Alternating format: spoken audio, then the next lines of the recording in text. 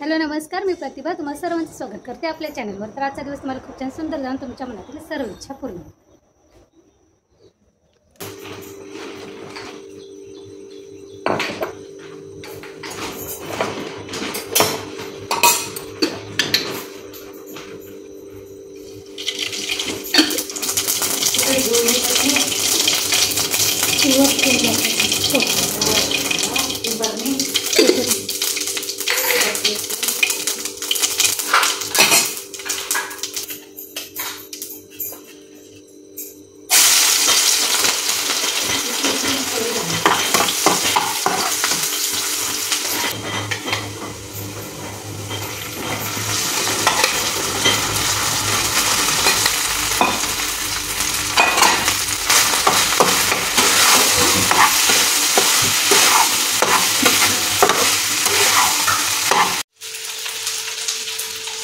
डोकं केवढं आहे माहिती आहे।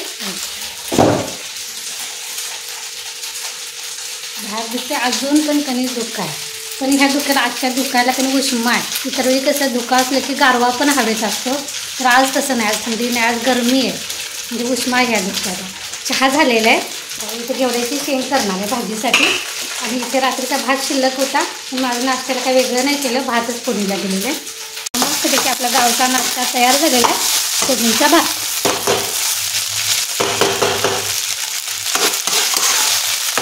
मोठ्या गॅसवरच त्याने परतून घ्यायचा भात, म्हणजे असं मोकळा पण होते, फडफडीत होतं, नाही तर म्हणजे जास्त चिकट भात त्याने चांगला नाही लागत।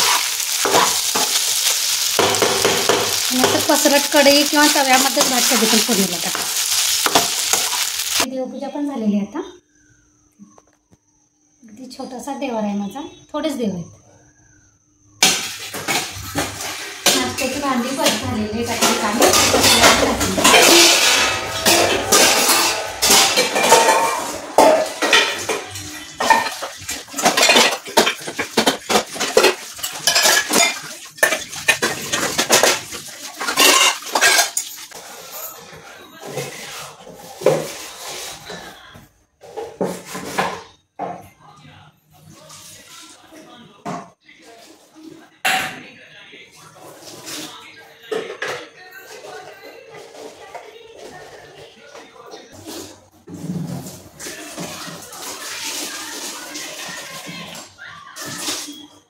दुधाची बॉटल आहे, पण आता साध्या पाण्याने तुम्ही स्वच्छ केलेलं आहे, त्यामध्ये आता गरम पाणी घालूया, म्हणजे तुम्ही दुधाचा जो उघरट वास असतो तो निघून जातो।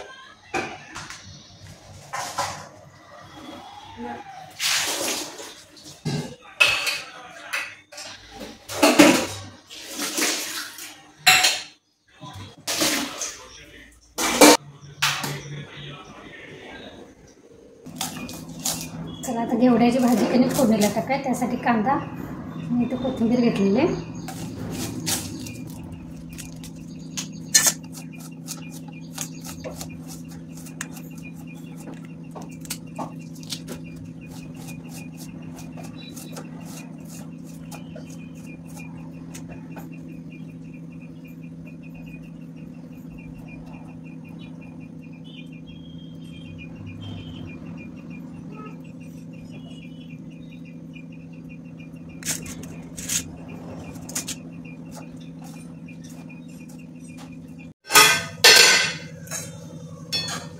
आपण घेवड्याची भाजी फोडणीला टाकलेली आहे, आता गॅस बारीक करूया आणि बारीक गॅसवर झाकण ठेवून मला शिजवून घ्यायचे, तुम्हाला दाखवते।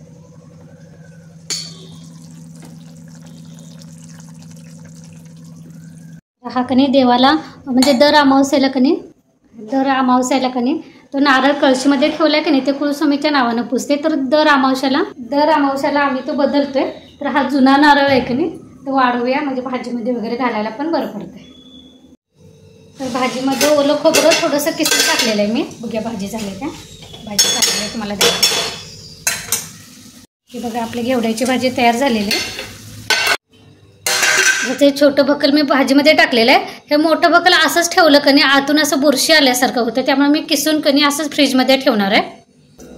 असं खोबरं कणी किसून ठेवलं की खराब होत नाही, आणि कणी कधी पण भाजीत ऐनवेळी घालायला आपल्याला बरं, कारण आता हवा पण अशी ऊन नाही आहे, पावसाची हवा असल्यामुळे कणी ढगाळ वातावरणामुळे असं खोबरं असंच बकल ठेवलं कणी खराब होतं, त्यामुळे शक्यतो असं कणी किसूनच ठेवायचं। वाचन ट्रेमध्ये ठेवलं की राहतच नाही. तर एवढं अर्ध्या बकलाचं कणी खोबऱ्याचा किस निघालेला आहे. ठेवूया आता फ्रीजमध्ये.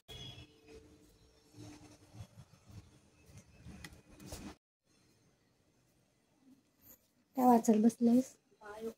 आयो फक्त वाचून लक्षात राहते. आता दुसरंच पान चालू आहे. अजून पुढचं 2 वेळा वाचलं. आणि त्याच्या नोट्स काढल्यात. झालेला धडा आहे पूर्ण चॅप्टर ते. नाही निम्मा झाला आहे. आणि त्याच्या बाजूला तिकडे प्रश्न नसते चॅप्टर झाल्यानंतर. ते जर पूर्ण चॅप्टर झालं सोडवत असं. इथं पडदा लावून बसलायस. कधी असं लावायचं नाही. बाहेरचं कधी सूर्यप्रकाश यायला पाहिजे, वारं आत यायला पाहिजे. अंधाऱ्या खोलीत बसायची सवय नाही. कारण जेवढं बाहेरचं जेवढं उजेडाच्या खोलीत म्हणजे सूर्यप्रकाशाच्या खोलीत जेवढं बसाल, जेवढं बाहेरचं असे हवा आपल्याला खेळती राहील का नाही तेवढं फ्रेश राहते. मन पण फ्रेश राहते आणि आपण पण फ्रेश ताजंतवानं राहते. काय इथे मसुरीची आमटी फोडणीला टाकलेली आहे. उकळी येऊ दे, गॅस बारीक करून शिजवून घेणार. कुकरला शिजवून घेतलेली आहे मसुरा.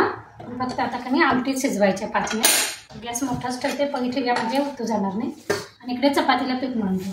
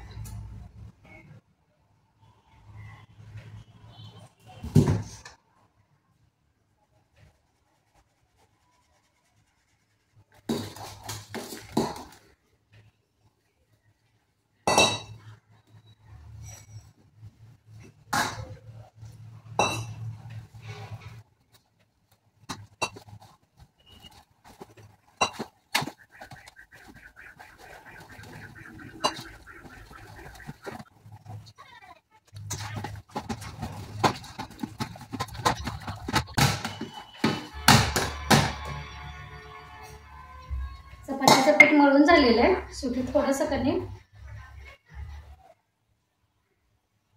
थोडंसं तेलाचा हात लावून ठेवायचा आणि 10 मिनिटच कधी पण चपातीचं पीठ असं भिजत ठेवायचं. जास्त वेळ ठेवायचं नाही. 10 मिनिटात असं तेल लावून ठेवलं नाही 10 मिनिटात मऊ होतं.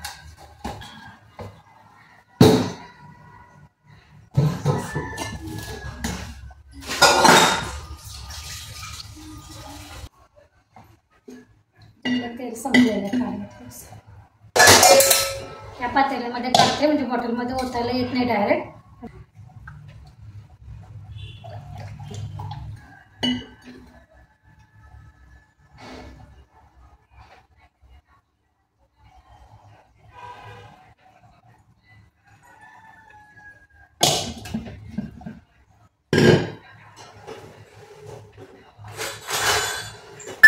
थोडंसं वाटीमध्ये काढून ठेवूया कारण चपातीला पाहिजे आता.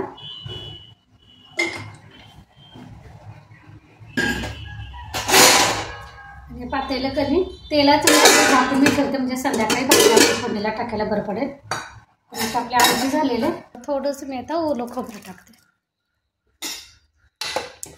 ओल्या खोबऱ्यानं चव पण चांगली आहे. असंच 1-2 मिनिट ठेवते आणि गॅस बंद करते. चला तर ह्यासोबतच आजचा ब्लॉग पण इथेच बंद करूया. पुन्हा भेटू नवीन ब्लॉगमध्ये. तोपर्यंत धन्यवाद.